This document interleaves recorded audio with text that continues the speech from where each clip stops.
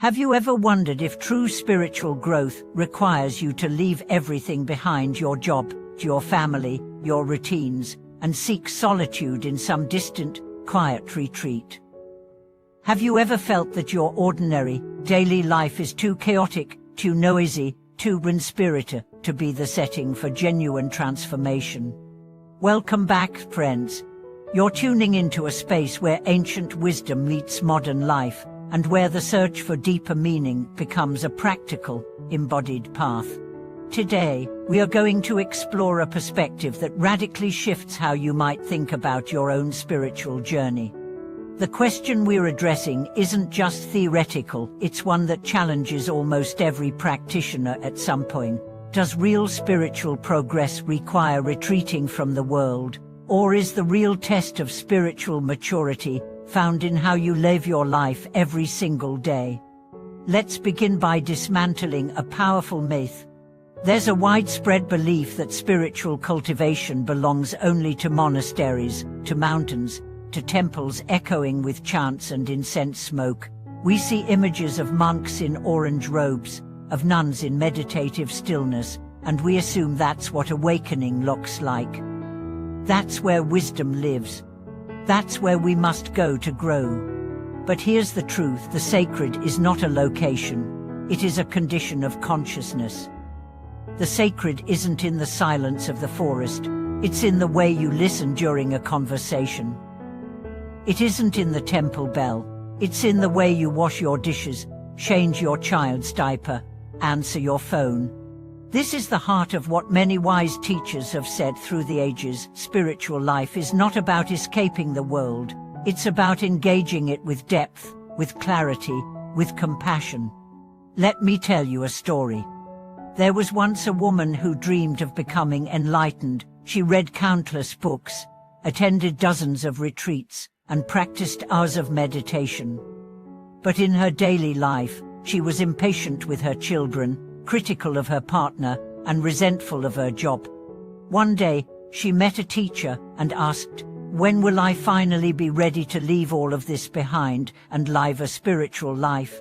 The teacher looked at her, then gently replied, "When you realize that everything you want to leave behind is the very material of your enlightenment." That response changed her forever. You see, what we most often try to escape, frustrations, routines, imperfections, are actually the doorways to insight. They are not distractions from the path. They are the path. Consider this: a monk in a monastery may spend his day sweeping the floor as a form of mindfulness. You too can sweep your kitchen floor with the same awareness. He may chant mantras while preparing tea. You can breathe deeply while folding laundry. Spirituality is not measured in how far you remove yourself from the world. It's measured in how deeply you show up for it. The Zen tradition captures this beautifully. Before enlightenment, chop wood, carry water. After enlightenment, chop wood, carry water. And nothing changes outwardly, but everything changes inwardly. You no longer see chores as obstacles. You see them as practice. You no longer see conflicts as personal attacks. You see them as lessons in compassion and boundaries. You no longer see your job as meaningless. You see it as a temple where your character is shaped, tested, refined. And the most powerful shift of all, your identity transforms from someone who does spiritual things into someone who is a spiritual being. Let's take a deeper look at what this means. Every moment of your life offers one of two choices: reaction or presence. Reaction is unconscious. It's habitual. It's often rooted in fear, ego, and desire. Presence, on the other hand, is a sacred yes. It is the act of fully arriving in the now, of embracing this very breath as the only breath that exists. Whether you're driving in traffic, sitting in a meeting, helping your child with homework, or paying your bills, each moment is an opportunity to return to yourself, to anchor your attention, to practice presence. A father once shared that the greatest breakthrough in his meditation practice came not during a silent retreat, but in the chaos of a supermarket checkout line. His child was crying, people were staring, and he could feel frustration boiling over, but then something shifted. He remembered his breath. He remembered to soften his gaze. He remembered that this too was a moment of practice. And in that moment, he found peace. This is the essence of everyday spirituality. It's not glamorous, it doesn't always feel profound, but it is incredibly transformative. Why? Because the mind that learns to be present while folding socks is the same mind that will be calm during a crisis. The heart that remains open while washing dishes is the same heart that will remain open during heartbreak. The awareness that shines during the most mundane task is the same awareness that will illuminate your entire path. And now, let's address another common misconception, that spiritual progress must be dramatic. Many people believe that real transformation must be accompanied by visions, revelations, blissful states. But the truth is, the deepest changes are often subtle, even invisible. You might not notice that you've become more patient until someone else points it out. You might not realize how much calmer you've become until you handle a situation that once would have shattered you. This is how presence works.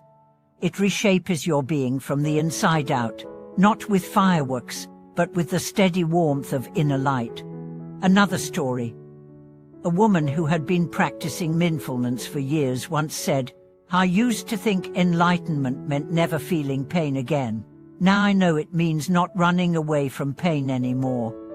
That's the kind of transformation that changes everything. So what does it mean to live each day as spiritual practice?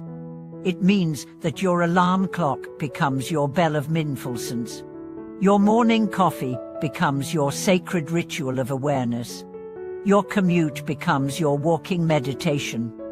Your conversations become your Dharma talks. Your mistakes become your teachings.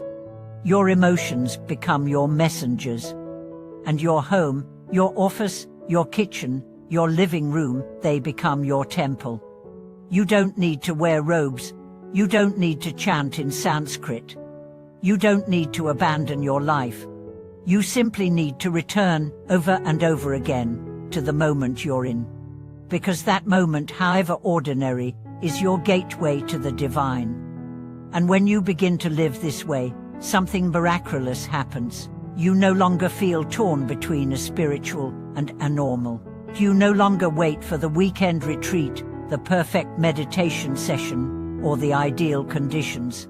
You understand that the real work happens here, now, in the mess, in the beauty, in the tears, in the laughter. You become the prayer. You become the practice. You become the presence you've been seeking all along. So if you've ever wondered, am I doing enough? Am I spiritual enough? Am I getting anywhere? Let this be your reminder. You don't need to go anywhere. You need to go deeper, not further. And you can start right now. Thank you for watching this video. If this message resonated with you, tell us about your own daily spiritual practices in the comments. How do you bring presence into ordinary moments? Let's inspire each other to live fully, here and now. And if this video supported your journey, please like, subscribe, and ring the bell so you don't miss the next message designed to help you walk with wisdom, one breath at a time.